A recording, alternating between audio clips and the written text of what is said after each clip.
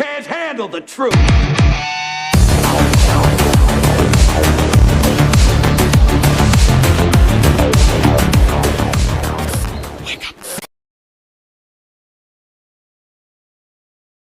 The bombs are falling on Tehran right now. This morning, the United States and Israel launched major combat operations against Iran. And while every talking head in the Western world is screaming that this is Iraq 2.0, listen to what the president actually said to the Iranian people. To the great, proud people of Iran, I say tonight that the hour of your freedom is at hand. When we are finished, take over your government. It will be yours to take. This will be probably your only chance for generations. Take over your government. It will be yours to take. That is not the language of regime change. That is not Iraq. And people screaming that are either lying to you or they don't understand what they're looking at. Right on cue, the New York Times editorial board is out shrieking that Trump is a madman who promised no new wars. The anti-war crowd on both sides is screaming regime change. They're all wrong, and I'll tell you why. This is not Iraq. Iraq was about installing a new set of imperial puppets. What Trump just hit is the last stronghold of a British operation that has controlled Iran's destiny since 1908, the year British Petroleum seized its first oil well on Iranian soil.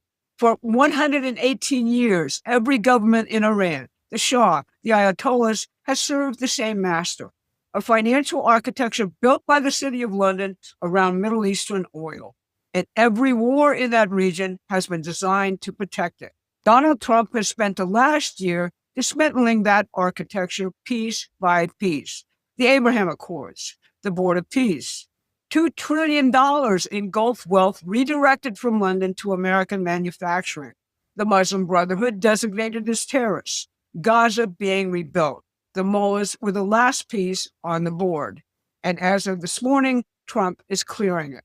Here's what I'm going to cover today. First, what this strike actually is and why J.D. Vance told us 2 days ago this would not become another forever war. Second, the 118-year British operation on Iran that the New York Times will never explain to you.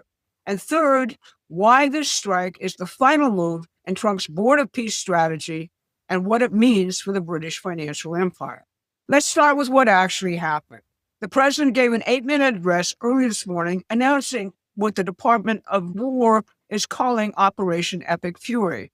He was clear about the objectives.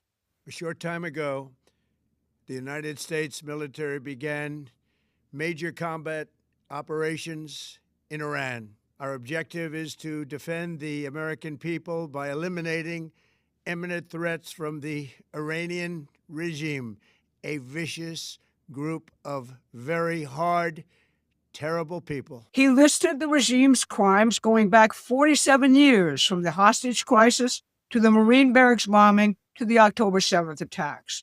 He emphasized that Iran has rejected every opportunity to renounce its nuclear ambitions. And then he said this to the Iranian people. When we are finished, take over your government. It will be yours to take.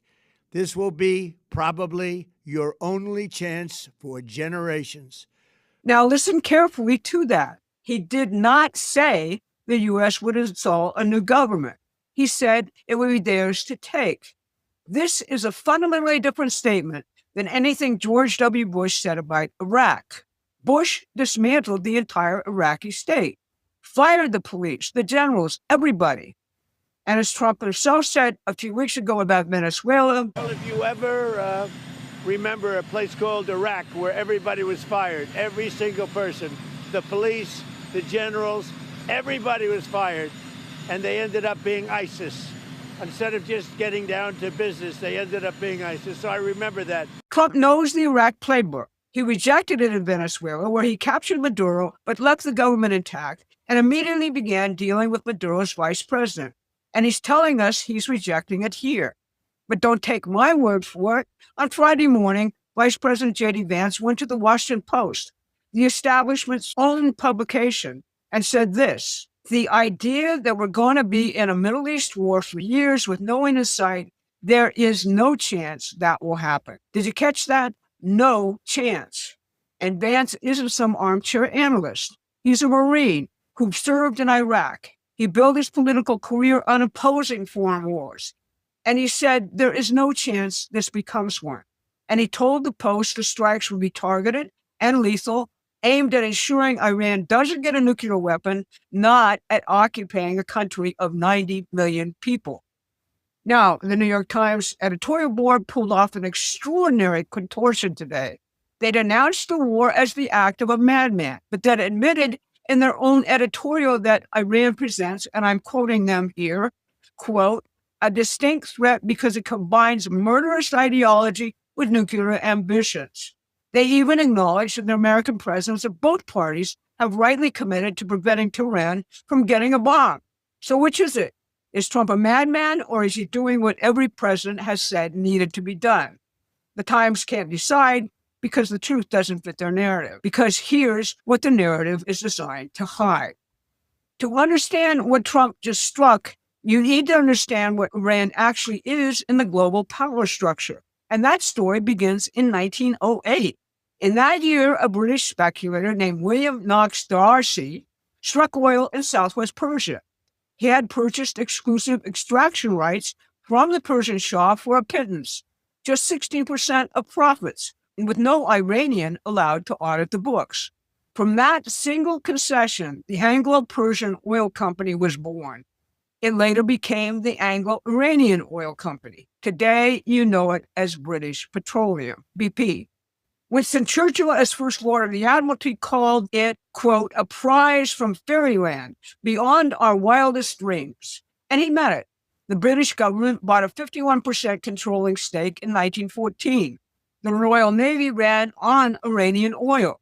Britain's entire standard of living in the first half of the 20th century was subsidized by wealth extracted from Iran. In 1950, Abadan had become the world's largest refinery. The Anglo-Iranian Oil Company controlled all oil in Iran, while Iranian workers lived in shanty towns without running water. Think about that. The same empire that people think of as a quaint historical artifact was literally powered by Iranian oil, and the Iranians got almost nothing. So when Iranian nationalists finally rose up and elected Mohammad Mossadegh as prime minister in 1951, a man who nationalized the oil company for his own people, what happened? The British and the CIA overthrew him in 1953. Operation Ajax, they called it. They installed the Shah as their puppet. And who did they use on the ground to create the chaos for the coup? The Muslim Brotherhood, the same organization Trump designated as terrorists just weeks ago. Mark Curtis documents how the British and the CIA paid the Ayatollah Khamenei, who was Khomeini's own mentor, for street violence during the uprising. Now here's where it gets really interesting. When the Shah outlived his usefulness, what happened?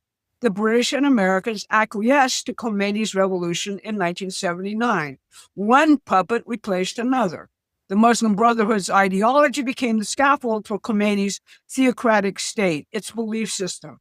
And the backward system of constant war between Israel, the Arab states, and Iran has been profitable for the City of London each time it has happened.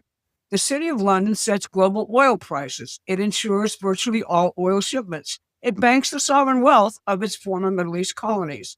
And as we've documented extensively, it functions as the premier money laundromat for the drug, weapons, and trafficking mafias that thrive on regional chaos. That is the system. The mullahs are not an independent power. They are the current franchise holders of a British financial operation that has controlled Iran for 118 years. And the wars between Israel and the Arab states, between Sunni and Shia, between all the parties in the Middle East, these are managed conflicts designed to keep the region unstable so the financial architecture stays in place. So here's the question no one in the media is asking. Why now? Not just because of the nuclear program, not just because of the missiles. The real answer is that Donald Trump has spent the last year systematically dismantling the British financial architecture in the Middle East, and the mullahs were the last obstacle. Look at what he's already done. Since Trump assumed office the second time, he secured over $2 trillion in Gulf sovereign wealth fund investments Money that used to sit in City of London banks, it's now committed to American manufacturing, energy, and AI infrastructure. He organized the Arab world and Israel into his board of peace, ending the carnage in Gaza and beginning to rebuild it. The president of Kazakhstan captured it perfectly when he called Trump's strategy peace through construction. Peace, in other words, through economic development. The board of peace is widely expected to respond directly to new realities by reinforcing existing multilateral efforts. The world has never seen a move like this. It is absolutely unprecedented because, in essence, peace through construction is a very innovative concept or project. Trump designated the Muslim Brotherhood as a terrorist organization, cutting off the infrastructure the British have used to manipulate the region for nearly a century. He brought Egypt's el-Sisi, the man who actually defeated the Brotherhood, to the table as a central partner. He's working with Turkey and Qatar, countries that Netanyahu doesn't want involved because this isn't Netanyahu's plan, it's Trump's plan. And think about what Scott Bessent, our Treasury Secretary, said earlier in January, that 50% of his job involves national security. That's because the real war isn't kinetic, it's financial.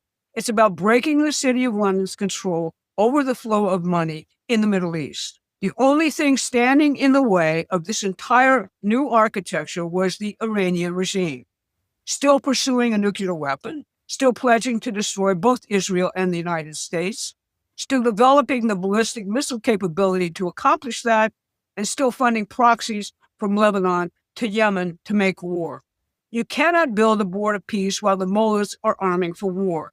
You cannot redirect $2 trillion in Gulf investment while Iran threatens to close the Strait of Hormuz. You cannot rebuild Gaza while Iranian proxies are rearming. That's why this happened, not because Trump is a warmonger, because the mullahs were the last piece on the British chessboard and they refused to leave it voluntarily. They rejected every deal. And as Trump put it in his address this morning, we sought repeatedly to make a deal. We tried. They wanted to do it. They didn't want to do it. Again, they wanted to do it. They didn't want to do it. They didn't know what was happening. They just wanted to practice evil. But Iran refused, just as it has for decades and decades. They've rejected every opportunity to renounce their nuclear ambitions, and we can't take it anymore. So here's the bottom line. We are at the earliest stages of this conflict, and the situation is rapidly evolving. Iran has already launched retaliatory strikes against the Gulf, targeting U.S. assets in Qatar, Bahrain, Kuwait, and the UAE. This is serious and it's dangerous. But I will tell you what I know about watching 50 years of these wars. This is not Iraq. Trump is not dismantling the state to install new puppets. He is removing the final obstacle to a peace architecture he has been building for over a year. And Vice President Vance, a Marine veteran and the most vocal opponent of the forever wars in the administration, has told us there is no chance this becomes one. The Democrats and their friends in London will try to play this in the midterms. They'll scream regime change. They'll invoke IRAK. They'll call Trump a madman. And they will never, ever tell you about the 118 years of British financial control over Iran that made this moment inevitable. Now, we firmly believe that we can defend the president's action as just, and that grave and serious intelligence, much of it presently classified, supports his action. But all of us know exactly how the Democrat lunatics and their friends in London will try to play this, and we plan here not to let them have their game.